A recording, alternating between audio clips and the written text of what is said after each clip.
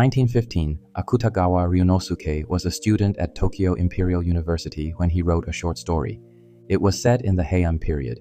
A samurai, unemployed, sheltering from the rain beneath a crumbling city gate called Rashomon. He was starving. He was turning over whether to become a thief, just to survive. His conscience rejected. Then he climbed to the upper floor and found an old woman hunched over a corpse, pulling hair from the head of a dead woman, planning to sell it for a wig. He grabbed her, demanded to know what she was doing. She said, "That dead woman sold snake meat as fish when she was alive. She was just doing what she had to do to survive. What's wrong with that?" Something shifted in him. He stripped the coat off the old woman's back, took it, and disappeared into the rain. Welcome to Zenith Massif. I'm Lou. You can think of us as a concierge for new perspectives, the stories and adventures hidden in plain sight, and the kind of unrefined taste that doubles as an investment. Rashomon became a word after that, not a gate, a condition. The same event, told by different people, yields entirely different truths. No one is lying. No version is complete. That's how I want to enter Tokyo today. Because Tokyo is a Rashomon city. Walk into it and everyone sees something different. History and future share the same block. Legend and reality share the same address. Silence and noise are separated by a single door. No version is false, but no version is the whole thing. Akutagawa was born in Tokyo in 1892. He studied there, he wrote there. Today we go see his city. Tokyo Metro has around 38 million people. 400 years ago, it was an unremarkable fishing village on the coast. It was called Edo. The name means mouth of the inlet. In 1603, Tokugawa Ieyasu won the Battle of Sekigahara and placed his shogunate in Edo. Craftsmen, samurai, merchants flooded in. Moats, bridges, castle towns expanding ring by ring.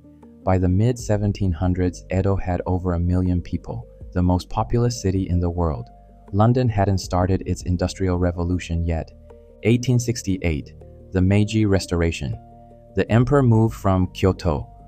Edo was renamed Tokyo, Eastern capital.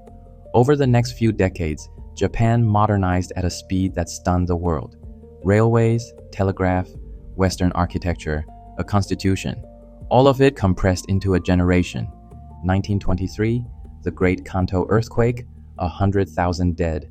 Most of Tokyo burned to the ground. 1945, the firebombing. Tokyo burned again. This city has been destroyed and rebuilt. Destroyed and rebuilt. Each time it didn't reach back for the old version. It chose a new one. So you won't find originals in Tokyo. Most of what gets called tradition was reconstructed after the war.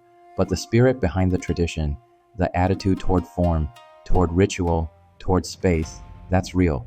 That's what got carried into every rebuild. To understand Tokyo, you need to understand a few concepts that the Edo period left behind. The shogunate, literally tent government. The shogun ruled in place of the emperor. The emperor stayed in Kyoto, symbolic, without real power. This arrangement lasted from 1603 to 1868, 265 years. Japan was almost entirely at peace, which created a strange problem for the samurai. No wars to fight. What do? They transformed. Samurai became administrators, judges, engineers, local managers. The code, honor, loyalty, courage, benevolence, sincerity, seeped out of the battlefield and into the ethical structure of the entire society. Then there were the ronin, samurai who had lost their lord. The lord died in battle or fell from power, whatever the reason. A samurai without a master became ronin. He lost all social standing, but he was also free, belonging only to his sword and his own code. The most famous ronin story in Japanese culture, the 47 Samurai of Akko. Their lord was forced to commit ritual suicide.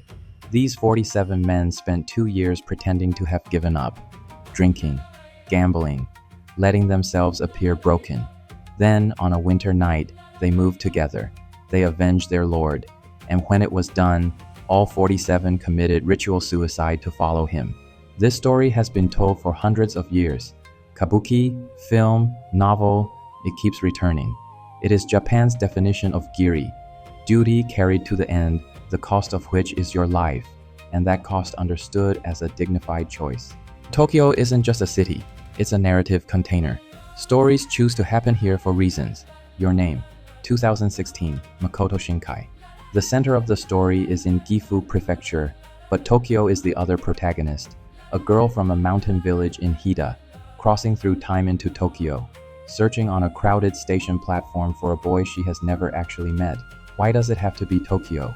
Because only a city with Tokyo's density can produce that particular cruelty. Somewhere in this city, among 38 million people, you cannot find him.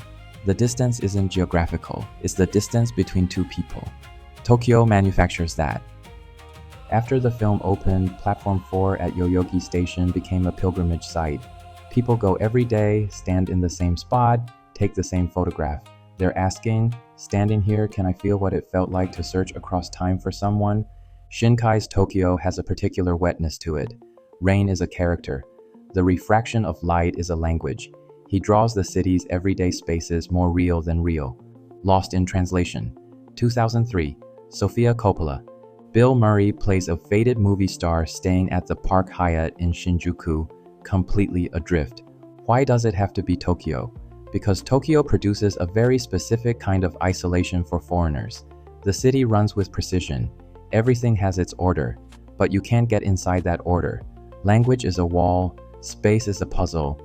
Jet lag has you at 3 a.m. staring at neon with no idea where you are. Sofia Coppola is honest about it.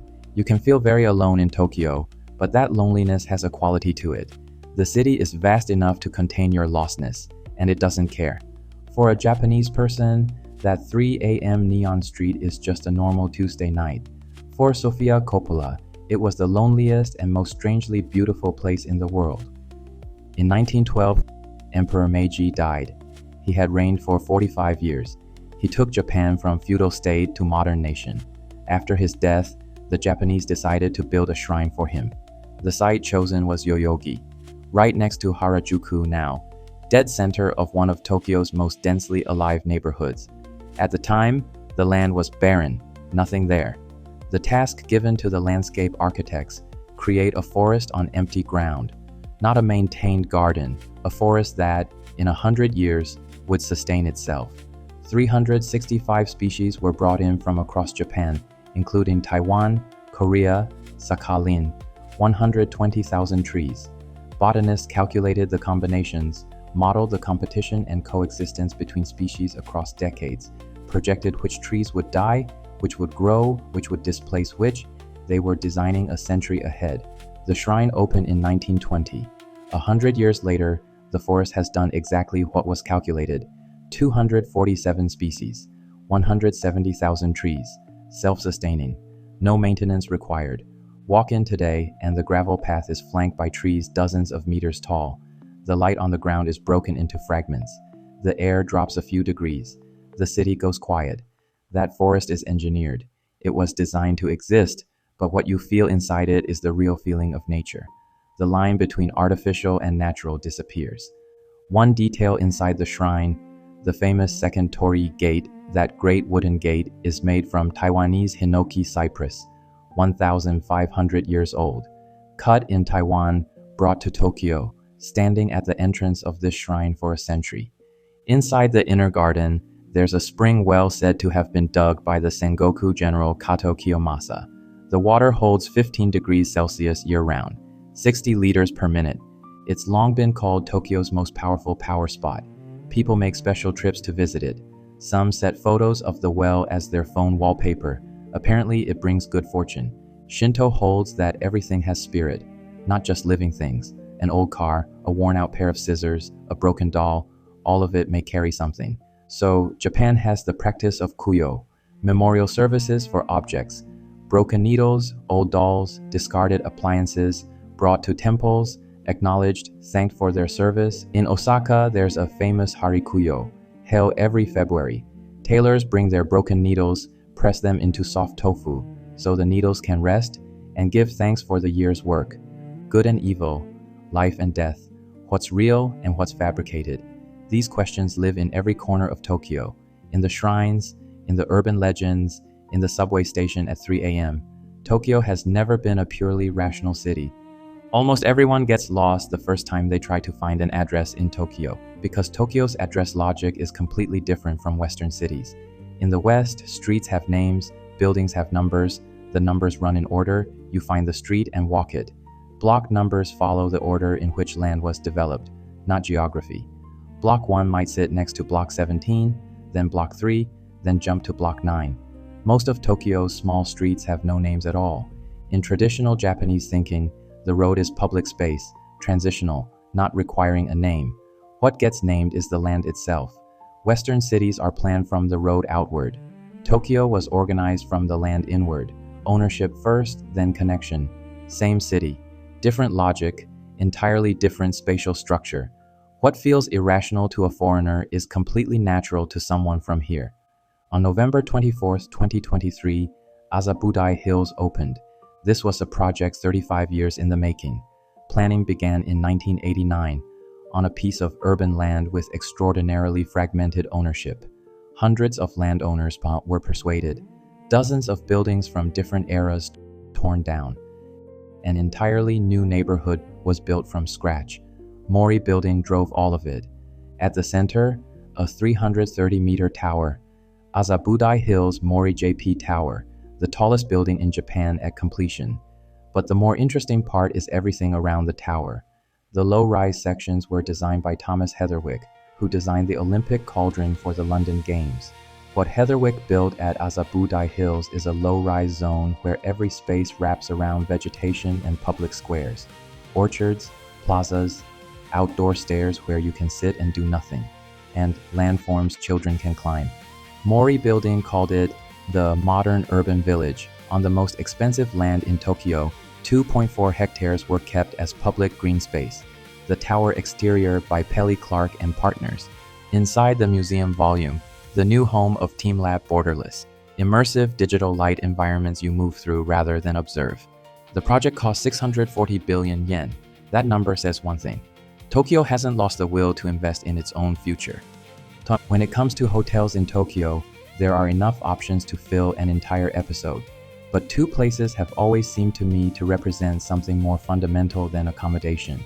Two different understandings of stillness, two different answers to what Tokyo actually is. Aman Tokyo opened in 2014, on floors 33 through 38 of the Otemachi Tower. It was Aman's first urban hotel. Before this, every Aman property was a retreat, a jungle in Bali, a valley in Bhutan, a palace in Marrakesh, all of them away from cities. Placing Aman in the heart of Tokyo's financial district was inherently a contradiction.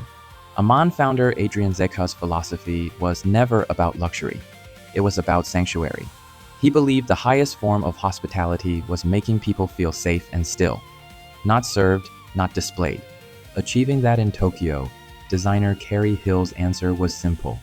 Use the space itself to cut the city off. Walk into the lobby of Aman Tokyo.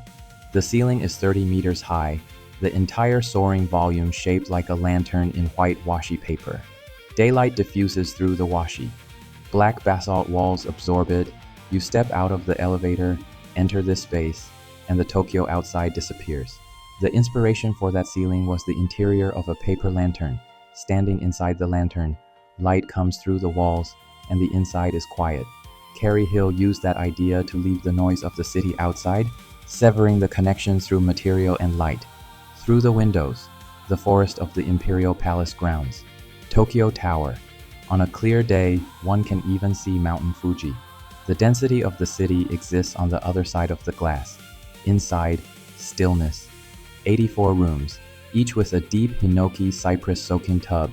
The heat of the steam and the cedar scent part of the room's atmosphere. At Musashi, the head chef selects fish at the market every morning and serves Idomai-style nigiri, Edo-style, using traditional methods that bring each piece to its optimal state in the moment between palm and mouth. No soy sauce dish. Vinegar and salt have already been applied. One gesture. You eat it. Aman used to be a place you went to leave the city. In Tokyo, it became a place within the city where the city ceases to exist. Hoshinoya Tokyo is a few minutes walk from Aman, also in Otemachi, also facing the Imperial Palace grounds. The philosophy is entirely different.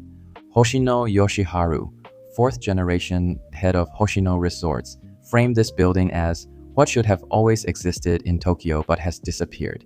His position, The Japanese ryokan is the world's most complete expression of a culture through a single form of lodging.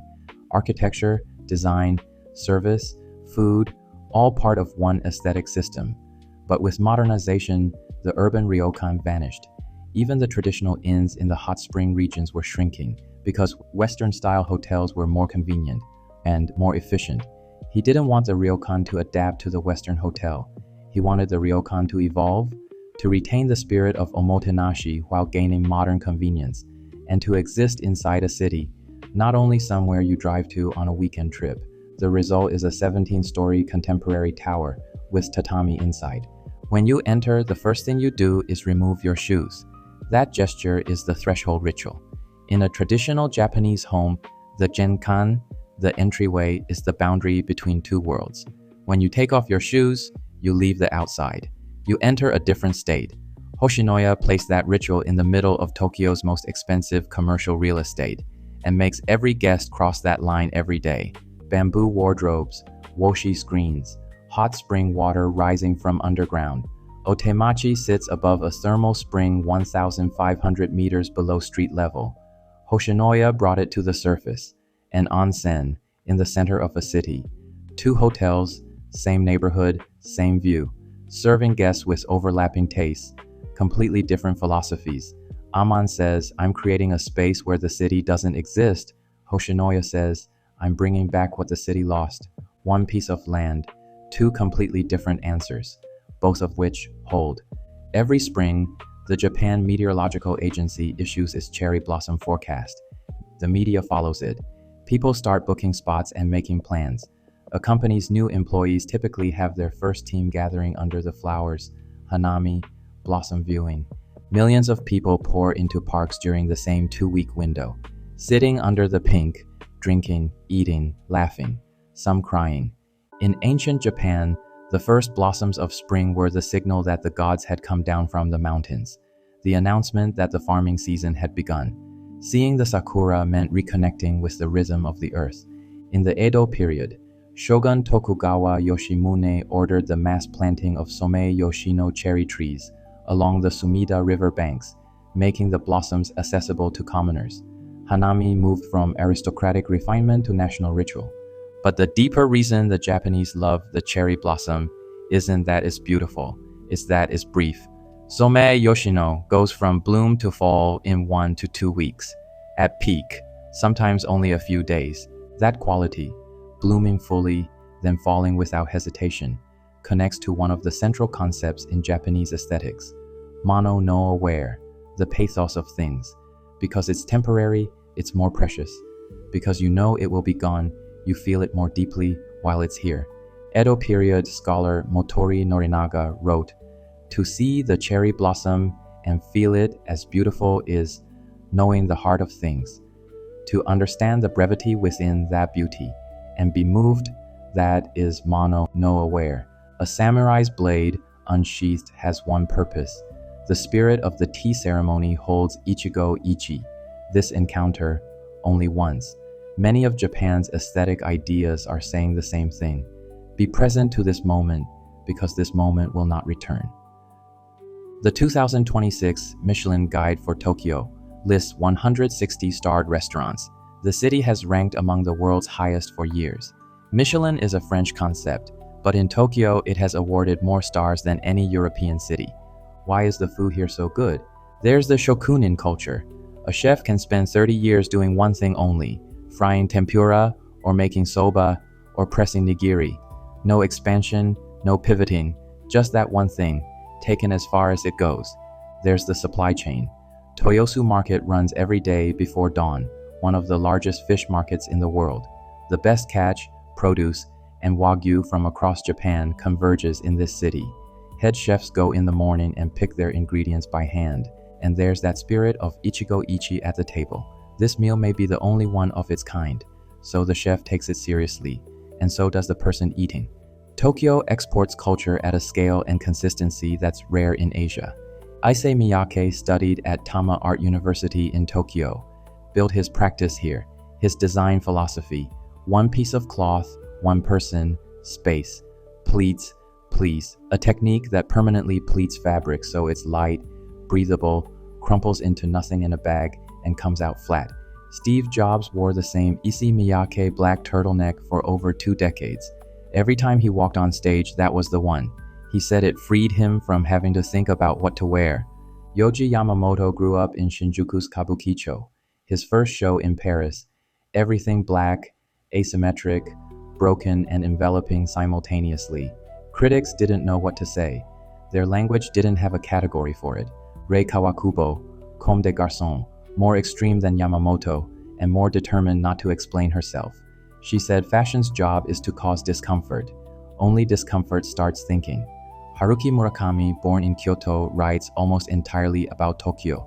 Bars in Shinjuku, streets in Harajuku, record shops in Shibuya, midnight expressways. His Tokyo is a city where a person feels alone in a crowd, and also finds something like connection inside that solitude. A lot of ground covered today. Edo growing from tidal flat to 38 million. 47 samurai on a winter night. A forest in Harajuku, engineered to become real. Aman's washi lantern ceiling and Hoshinoya's tatami threshold. A flower that carries an entire philosophy. Tokyo as a canvas that never runs out of room. Which story landed with you? Have you ever done Hanami? Leave a comment and let us know, or come find us on Substack, where the conversation goes deeper. If you want to support the show, paid members get early access to upcoming episodes and other good stuffs.